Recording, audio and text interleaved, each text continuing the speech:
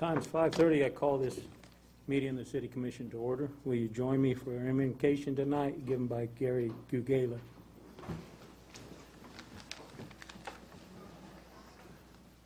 Would you bow your heads, please, with me?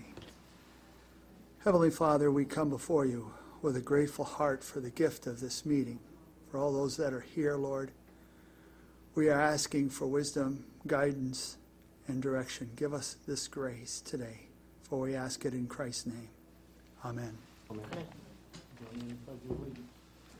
I pledge allegiance to the flag of the United States of America and to the republic for which it stands, one nation, under God, indivisible, with liberty and justice for all.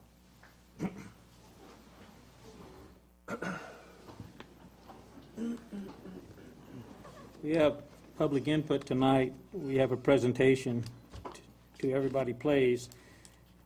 Jeremy Derringer, Marvin A. Armstrong Lodge of Pittsburgh. Thank you for allowing me to be here this evening. I'd like to present a check to the Everybody Plays Committee in the amount of $1,300 to further assist your needs for your parks. Oh, wow, great. Thank you very much.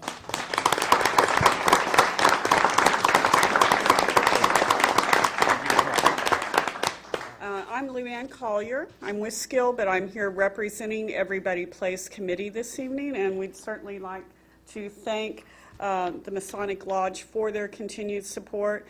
We did have our dedication of Catherine's Playground on July 3rd and had a wonderful turnout, but this will help us continue our work. We're not done in Slanger Park yet and would like to continue to go forward. We do have some other ideas, and we appreciate the continued support of the community and the city of Pittsburgh.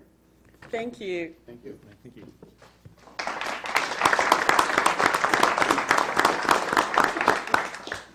We have another scheduled public input. Cameron, auction with goodies. Thank you. Appreciate it. Again, my name is Cameron Roth with Von Roth Auctions. I think our auction's been the subject of some previous meetings, and just wanted to let you all know that all the life safety issues that were evaluated have been addressed and okayed, and we've got a tour tomorrow from the fire marshal, but mainly just wanted to thank everybody for their support while we're here in town. I've worked with Blake pretty closely, and Mike Simons, and everybody's just been very wonderful in welcoming us to town, and we're going to have a big event this weekend, and only thing I ask, remaining request I have is I'm going to leave some sale bills on a chair, and all you men take one home to your wives, if you would, please. That's all I ask. So, but anyways, I just wanted to see if you had any further questions. Any further questions on the event?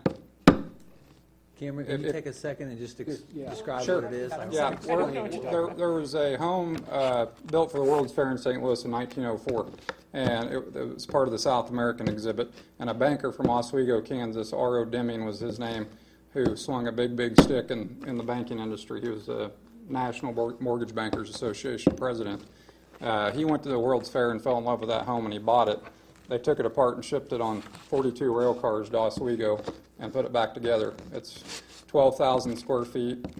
This woman that owns it owns another home in Welch, Oklahoma that's 7,000 square feet, and we pulled the high-end contents out of both of them and moved them all here for the auction. So it's going to be quite an event and a lot of neat stuff, and I'm ready to see it go down the road, though. It's giving me a lot of gray hair prematurely. So, All right. but you guys have made it a great experience, and appreciate your hospitality. This weekend? This weekend, Saturday and Sunday, What's the time? 9 o'clock start. So, All right. thank you all. Thank you. Appreciate it. Is there anyone else that would like to speak at the public input section tonight? All right, I'm going to close the public input and move into consent agenda. Are there any items to be removed for discussion? Is there a motion to approve the consent agenda? So moved. Second. Been a motion to approve and second. Roll call vote. Gray. Aye. Johnson. Aye. Ketterman. Aye. Mansell. Aye. Mernan. Aye.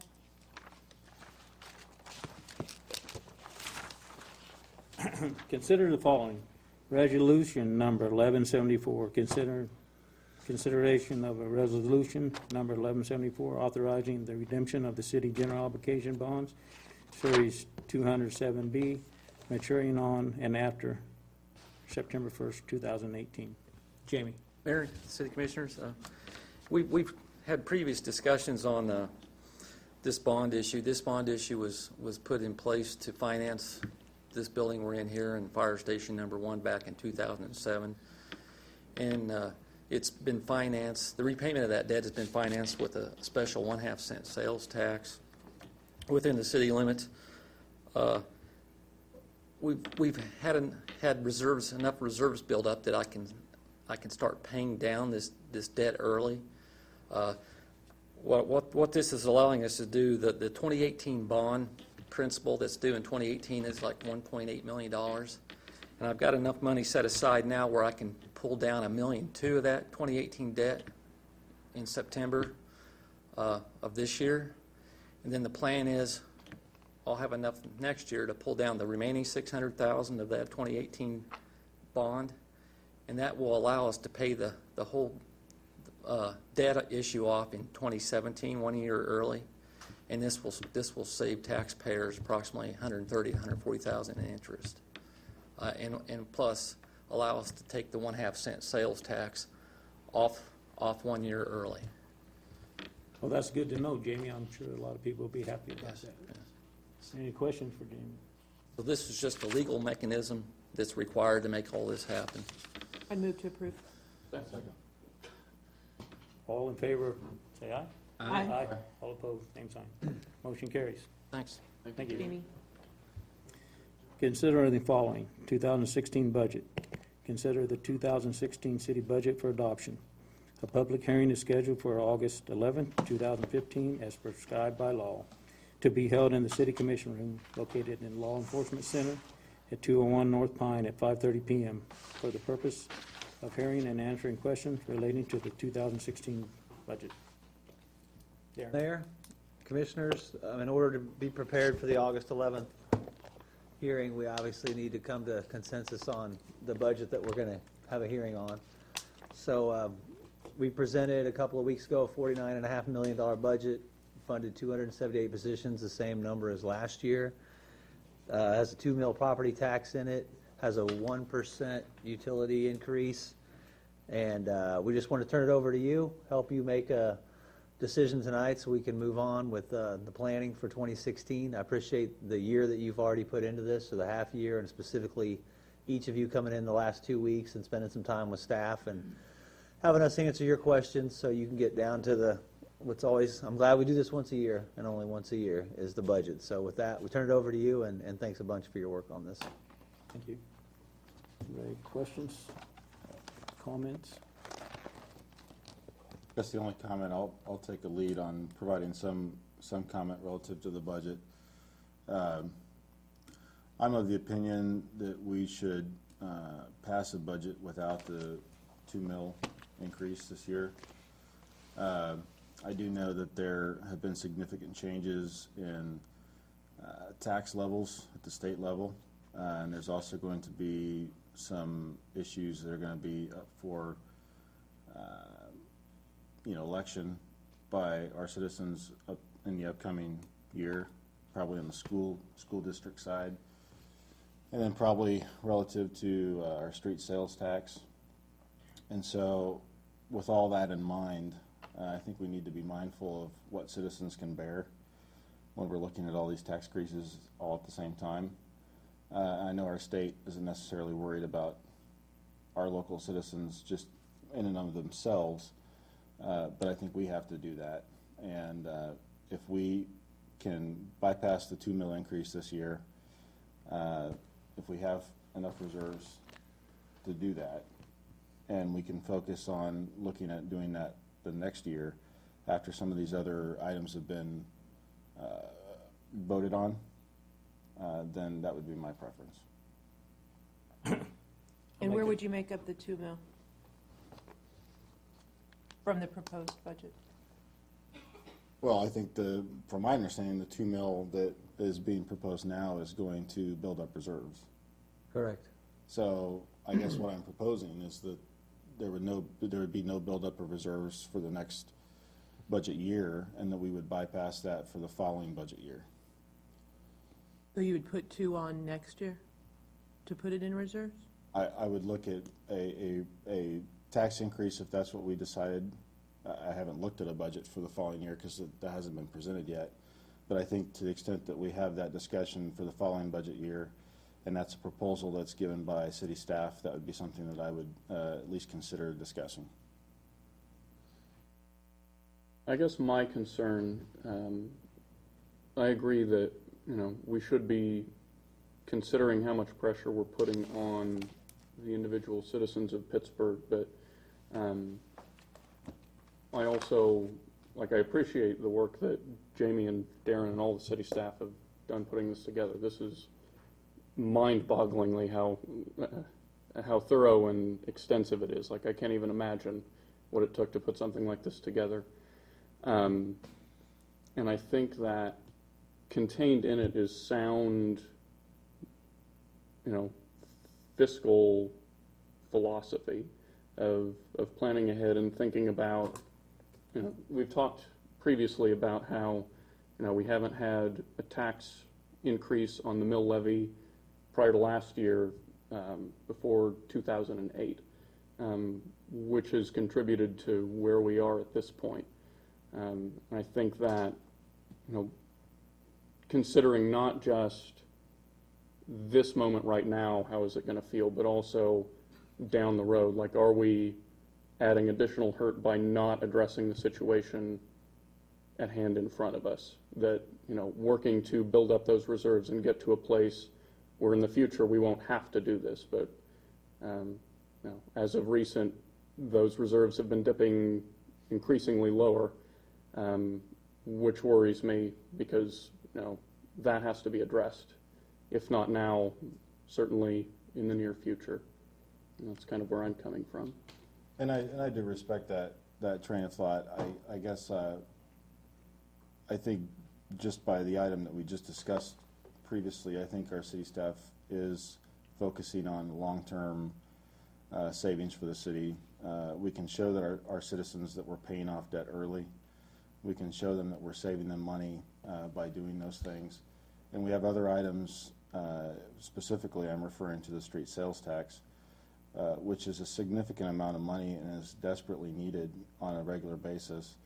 And if we raise a $2 million increase on the property taxes and run the risk of not having our citizens vote in favor of a street sales tax, which I think we all agree that our city staff has done a great job of administering and showing that we've been very diligent using those funds in a sound manner, then I think long term, I think that's more damaging than worrying about a $2 million increase this year.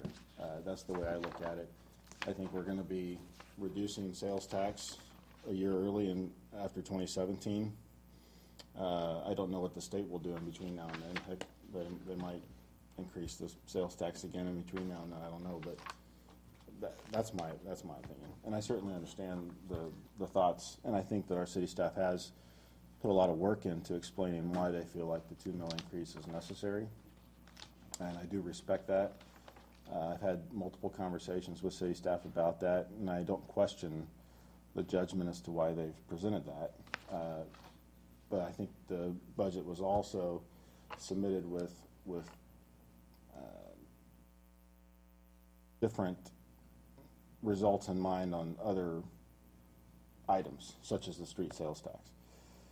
If that's going to be needed to be taken to the citizens for a vote, I think that, in my mind, that should be our priority, is showing citizens that that's necessary and that we can't justify essentially a $9 million increase, which is what that street sales tax provides for our streets every year. So, I mean, that's something that I think we need to factor in. I think our infrastructure needs those dollars. So, I think I agree that this is a very sound document that's been handed to us this year. And I understand the need to build up the reserves, but I also understand that it is crucial that we get that sales tax back on the roads. So if by bypassing the 2% or the 2 mil increase this year on the property taxes to help get that sales tax through, that's something I'm willing to do also. I'd just like to comment also, there were very good points made on this issue tonight. My thoughts are, I know a lot of people can't afford to make ends meet now. I think if we could hold off, and I understand why we need to build reserves, because that wasn't done for a number of years, and unfortunately, that's on our backs now. We have to do that eventually. But I don't know if it's a good time now to do that. Like Michael said, with the street sales tax, we desperately need that to go through. My thoughts are to postpone it this year. We do have a casino that's going to be coming at some point, and I know that'll help. My thoughts is, I'm not a gambling man. I don't want to take a chance on gambling, on losing our street sales tax at this time. And I guess my response to that concern, because I agree, like the street sales tax is vitally important. Like when I've had lots of people who aren't interested in raising taxes otherwise that agree that has to be there. Like the streets have to get repaired. If that doesn't happen, we're at a huge loss. But I guess my worry is that putting off the property tax increase of the 2 mills doesn't guarantee that that's going to go through. Like, since it is still an election, like a lot of things can happen between now and then. And I guess the other side of that, I'm also not interested in gambling much, and so whereas this is something we know that we have control over and that we can control the outcome of, and plan what we're able to, and then handing the sales tax over to the citizens and allowing them to decide that part of it. I think I have to respond to that. You know, I agree with that, but it's a lot harder to pass a tax on top of a tax when you've just passed one. People will take a dim view of that, I believe. So by raising the mill levy and then coming back and asking to vote on the sales tax, I think that hurts us. I think that gives us a lot harder problem to try to solve to get that tax through if we go ahead and put that 2 mil through this year. I have a couple questions. Jamie, this is probably math in the head kind of stuff. When we've met and talked about reserves in the past, what is considered best practice for the percentage of reserves or dollar amount or ratio, whatever unit of measurement is used? Generally about around 16% carryover at year end to start your new year with that 16%. What do we have now? Right now? What did we just do with year end? What did we, percentage wise? Like you're talking 2014, right? Just a comparison. Yeah, ballpark. about $1.3 million in the general fund. Percentage wise is, what is that? It's probably about between 50 and 60%, 16%. And what should we be at? Probably around 2.5 million, somewhere in that range. We're way off. If I did the math in my head right, we're about half of where we should be. Right. Okay. That's philosophy. That's good financial principles, as Jeremy said. What would happen if tomorrow, God forbid, something bad happened at the wastewater treatment plant or the water treatment plant that we did not budget for? Okay, the dollar amount I gave you was just on the general fund. Sure. Those plants would be part of the utility funds. Okay. It's a different pot of money, so to speak. If there was no money in the utility fund, if we used it all up, would we go to general fund? Yes. Okay. The general fund is for any kind of expense. It could be used for any kind of expense. So, for example, if we had a situation where there was a natural disaster in our community and we needed to double up on law enforcement, water treatment, fire, all those things we're responsible for. That's where the money would come from, the reserve. Yes, and I would assume that in such an emergency like that, even the RLF sales tax might even come into play, which has its own reserves. Okay. So we could dip into those dollars. I but- would imagine in such an emergency, yes. Okay. And on the reserves, us meeting a certain ratio or percentage, whatever the industry norm is, does that improve the situation for you when you're trying to save us $130,000, like you just did in the previous action item? So ratings, all of those kind of things, are we judged on reserves? Some of that comes into play, but also paying down your debt early would be a positive as well with the financial markets. And do we anticipate any additional revenue from the state of Kansas in the next year into our municipality? Do we have any new programming that is going to boost our revenues so that we could move more money into reserves? All we got for general fund is sales tax, franchise tax, and property taxes, basically. And how many years has the reserve been lower than it should be, based on that unit of measurement? I don't know. It's probably been since the early 2000s, probably, since we've been close to being at 16%. So a lot of folks sitting at this table before us have done the same thing. Well, Said we'll put it off till next year. well, yeah.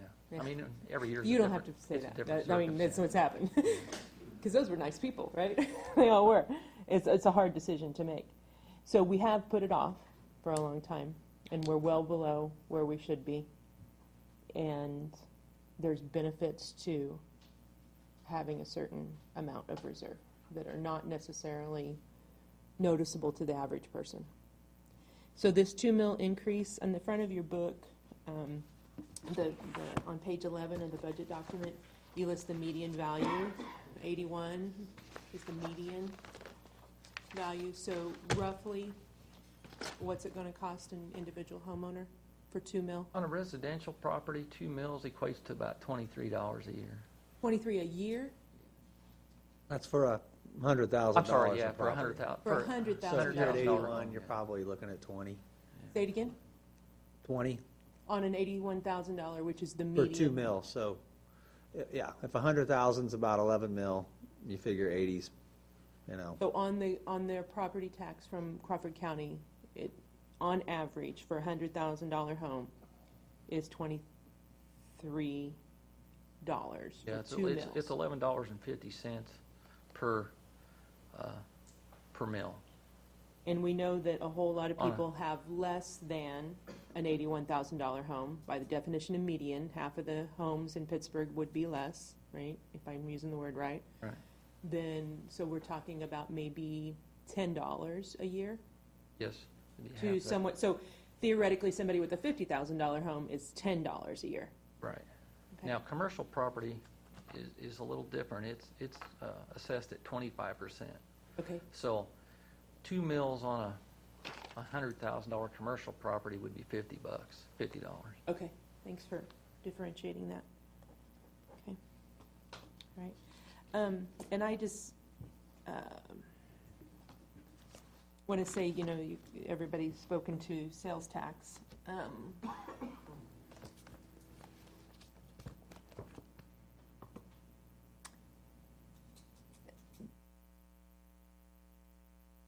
We don't have a lot of options of how we generate revenue. And folks like the services we provide. I hear that pretty loud and clear. And folks don't like it when we cut back services. We're luckily not in a situation where we're sitting here saying we're going to close the library, or we're going to close Parks and Rec, or we're going to close Police Department, or we're not going to clean the base streets. That's a good thing. That shows there's been sound financial planning happening over the last several years. So I realize that reserves aren't anything that floats anybody's boat, incredibly. I mean, I get that. I just feel a real sense of responsibility. I don't want to be a person who takes it to the next person.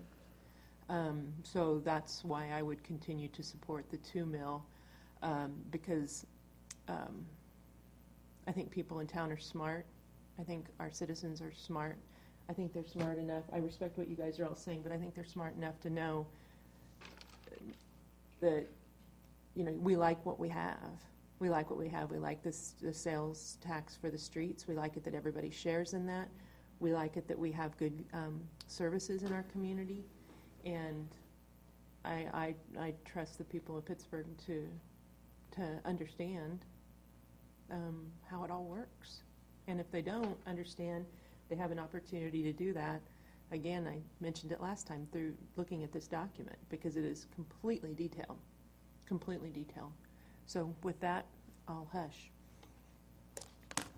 I guess I'd just like to add, I think it's very difficult for us, one, to judge what people did during one of the worst recessions that our country has seen, and to imply that those decisions that were made were not fiscally responsible when people were trying to get through tough economic times without throwing that on our citizens, I think is challenging. Every 2 mills is only $23. But 2 mills plus 2 mills plus 2 mills plus sales tax plus another sales tax plus more tax for school district. I mean, you can't look at these budgets in a vacuum. I mean, if we only look at the 2 mills and we only look at the reserve, yeah, I think we've laid out that we need to build up our reserves. No doubt about it. I'll sit up here and say that all day, every day. But there's lots of different aspects to this. We can't just look at that 2 mil increase and say, we got to do this regardless of anything else, and regardless of any other taxes, and regardless of any other effects this has on our citizens. You can't look at it in a vacuum. And to me, with everything else that is going on, some of which is out of our control, especially at the state level, I don't feel comfortable throwing, even if it's just $23 for a $100,000 home, on top of the sales tax increase that was just put in place by the state, on top of asking our citizens to keep a current sales tax that is in place, on top of potentially asking them to vote in favor of increases for school district expenses. And I just think that is, I think that's a challenge. And I think we have a difficult decision. I'm not making this lightly. I mean, it's not like I haven't talked through this with city staff and haven't reviewed the budget. I just feel like this year, with the other increases and the other priorities, the other $900 and some thousand that we need for streets every year, to me should be our main focus. And that's my. I'd just like to, Oh, I'm sorry. just like to add, everyone has very valid points. You know, it's a tough decision. And you spoke of next year's budget. We might not have an option if things stay the same.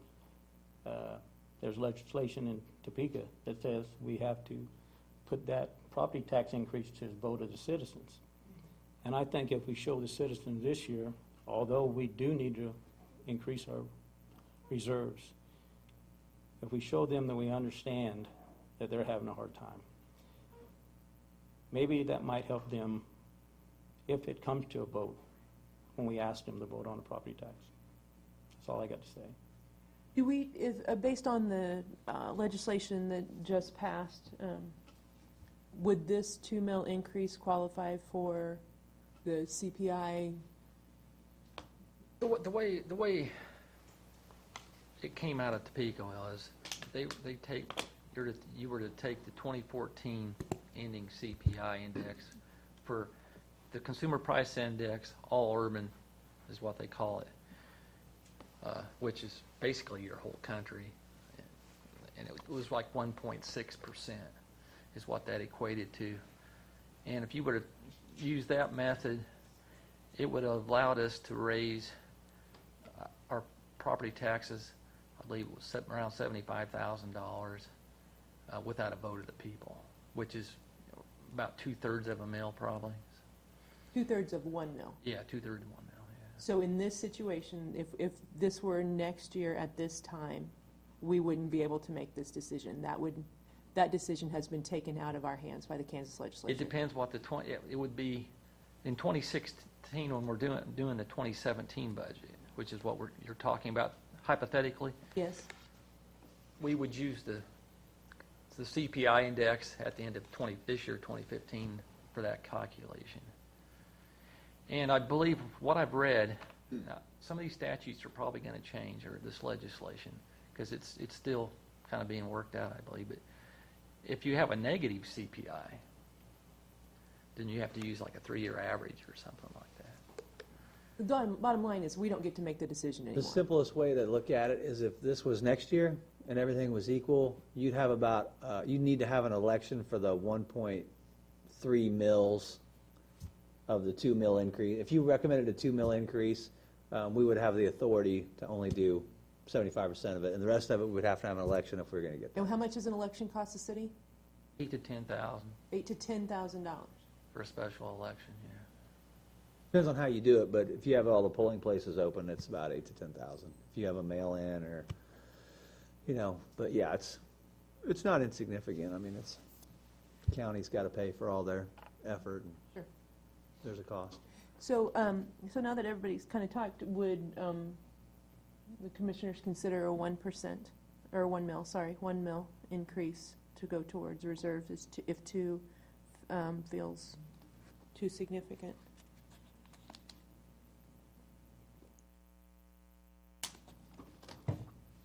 I think under the circumstances this year, I would have to stay with my opinion that we don't raise the mill at all this year. I think we need to concentrate on that sales tax to make sure we get it back, because that's definitely our biggest concern right now.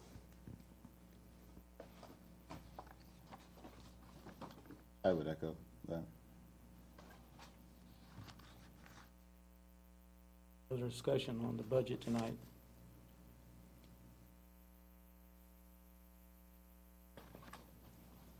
Just one question. From a casino standpoint, what is the revenue that we'll see from a property tax or sales tax standpoint? I don't know about the Or even sales tax, utilities. but I think we're supposed to be entitled to 1% of gaming revenues annually. Is that correct? The best we could come up with was, these are not our numbers. We're given numbers, projections. Right. $30 million in revenue is generated, 1% would be $300,000 to the city. Property tax, we estimated it, I think, low at $30 million. I think it's more like a $37 million taxable facility. That came in at about $350,000. So there's $650,000. That does not include any sales tax, any utility revenue, and does not include the in-kind contributions that they're making to the tech center and Pitt State and other things. So, but to the city, we stand to make. Can we designate a percentage of that revenue each year to build up reserves at the time we start getting that revenue?